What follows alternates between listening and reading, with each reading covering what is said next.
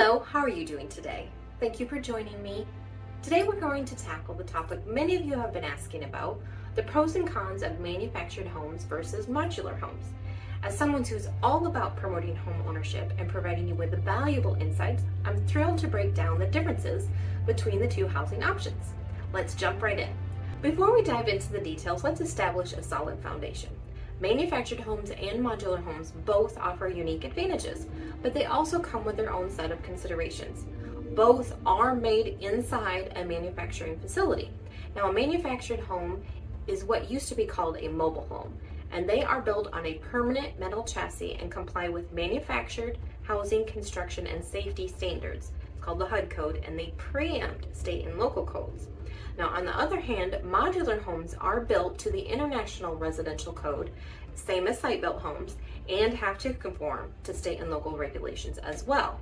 And like I said, state-built homes are built on site from the ground up, as their definition implies, and comply with the International Residential Code as well as state and local codes. So modular homes and state-built site homes are pretty similar other than the manufactured homes. A lot of the information that I'm going to be sharing today came from the Realtor magazine Summer Edition 2023 in an article called Modular Stacks Up to Stick Built. The pros of manufactured homes. They are very affordable. They do offer you some options with customization as far as floor plans and designs, anything from flooring to layout to features like the soaking tub or the cabinets. But they are very affordable even with the customizations that you can add onto a manufactured home.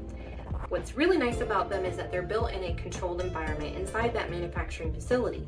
So it keeps all parts of the home away from any weather so that they don't cause any damage as they're building the home. It is also cost savings and fewer weather-related delays because they are inside that manufacturing facility. They can work 24/7, 365 as long as the people are there to be working. On the other hand, there are some cons of manufactured homes. Depreciation is the most common concern with a manufactured home. Unfortunately, a manufactured home is often considered personal property, not real property. A stick-built home, a modular home, is going to be considered real property because it is permanently affixed to the land. On the other hand, like I said, a manufactured home is on a metal chassis, so technically it could be moved. So states like Arkansas consider it personal property, and you actually have a title for the manufactured home like you would a car. Now, sometimes when a lender has a lien on the property, they will have the manufactured home affixed to the property, but this is exactly why financing can be a challenge because some lenders don't want to have to deal with getting that affixed or dealing with the personal property aspect. Plus, many manufactured homes in our areas, the owners don't have the titles, and so without the title, you cannot get a loan on a manufactured home. Manufactured homes can also require some more maintenance, more frequent repairs and updates, and unfortunately, because of that depreciation, it can definitely impact your long-term costs because you're putting more money into it and you're not necessarily going to get it back out. The best way would be probably to build outbuildings, garages detached, buildings onto the property and make the property more valuable than necessarily the manufactured home. Now, if you're eyeing lakefront property, finding the perfect spot may take a little more effort because of restrictions within the cities, because the areas that you're allowed to have manufactured home is restricted. Now, in Cherokee Village, you would not be able to have a manufactured home on any lakes, but in Highland, they have less restrictions, and there's Wild Plum Lake that you could put a manufactured home on as long as it's a newer manufactured home. So let's just give you an idea of where you can put manufactured homes. So we have Cherokee Village. This is an overall map of Cherokee Village. And you can see here, these are the two subdivisions I've circled. This is the Santa Fe subdivision where you're allowed to have single-wide manufactured homes. And this is the Talerno subdivision where you're allowed to have double-wide manufactured homes. Modular homes and stick-built homes are allowed throughout Cherokee Village. Just to give you a little more closer look, this is the Santa Fe subdivision. This green part here is the airport. And this line right here is the division, not that line, the straight line here, is the division between Sharp and Fulton County. So most of the Santa Fe subdivision where the manufactured homes are allowed are in Fulton County. There's a tiny bit here in Sharp County. And the Talerno subdivision is all in Fulton County. It's almost all the way out to Highway 289 on the far edge of Cherokee Village. So just to make you aware that there are places that you can put manufactured homes in Cherokee Village, as well as modular and stick-built homes, but you just have to make sure that you're in the right subdivision. Let's shift our focus to modular homes and their advantages. Flexibility in design is going to be the best part of modular homes. Now, manufactured homes do allow some customization, but modular homes are going to have a bigger variety of floor plans available and things that you can customize so you can more perfectly suit your preferences. They are considered real property mostly, and because they are actually affixed to the land once they are taken to the site. And so then financing and resale can be much smoother since they're considered practically a stick-built home. The construction quality is higher because it's built in sections inside that manufactured facility, and then it is sent to different departments, so each department has their specialty and can make sure that it is in the highest regard to that building. It does have a reputation for sturdiness and durability, and there's more control over the building process because it's all in that one building. Many buyers have a higher level of satisfaction. People assume because it shows up in pieces, the quality is less than a site-built home.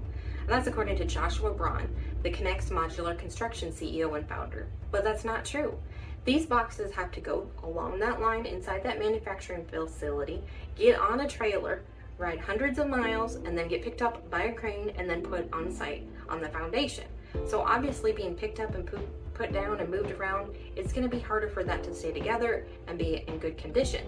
With a stick-built home, they're just building it up on site and they don't ever plan on having it moved, which means it should be in a higher quality construction. The other thing that's nice about modular homes is it's built from the inside out. So it's not exposed to the elements, so there's nothing pre-exposed before it's actually built. Plus, during construction, they can do more insulation because it's being built from the inside out, around the outlets, in the walls, as well as between the walls and the exterior.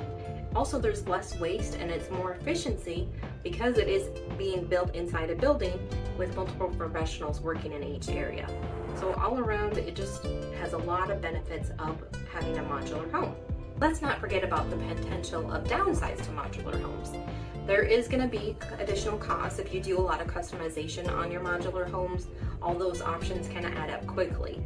The building codes and regulations can vary depending on the location, which could impact the ease of setting up your modular home. Like I said, in Cherokee Village, modular homes are allowed in pretty much every subdivision, but other cities aren't going to be the same way. And it can be difficult to transport and assemble the home on site in some areas with limited access, whether it's a curvy gravel road or you have to go over a low water bridge. Unfortunately, we've had some accidents in this area because of those issues. So make sure that you are thinking about how to get to the site as well as the site where you're going to put your modular home. Lastly, we'll talk about the pros and cons of stick-built homes. These homes are constructed using traditional building materials, siding, wood, brick, concrete.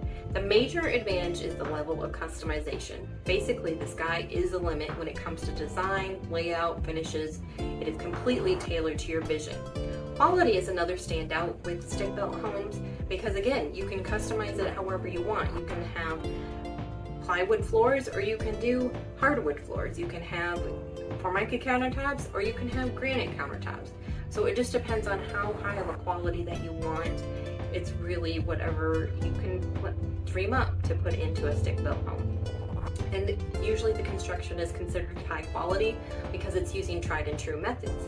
Obviously, your resale value on stick-built homes tend to hold their value and appreciate in good markets, which can be a great investment in the long run. However, there are some cons to consider with a stick-built home. One of the main drawbacks is the construction timeline. So since you're on site and building on site, you're going to have to deal with weather-related delays and challenges.